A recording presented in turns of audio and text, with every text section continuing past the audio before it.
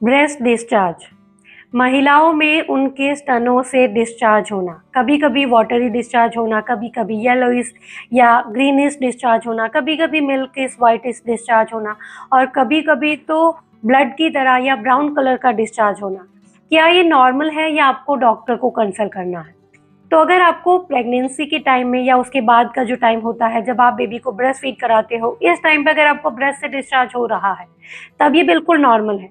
लेकिन अगर आपको ब्रेस्ट से डिस्चार्ज हो रहा है, किसी भी तरह का डिस्चार्ज हो रहा है, लेकिन ये आपका प्रेगनेंसी का और ब्रेस्ट फीडिंग का टाइम नहीं है और अगर आपको डिस्चार्ज हो रहा है तो ये एबनॉर्मल है और आपको डॉक्टर को कंसल्ट करना है।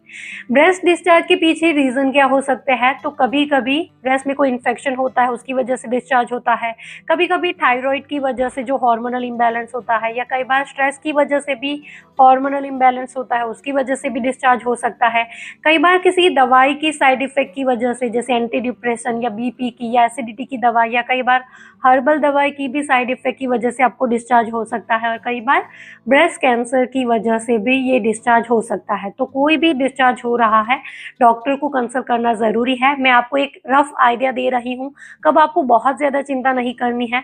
तो अगर आपको ब्रेस्ट से डिस्चार्ज हो रहा है और दोनों ब्रेस्ट से डिस्चार्ज हो रहा है, और ये सिर्फ तब होता है जब आप ब्रेस्ट को या निपल को प्रेस करते हो और ये ब्लड की तरह या ब्राउन कलर का नहीं है, तब आपको बहुत ज़्यादा चिंता करने की ज़रूरत नहीं है।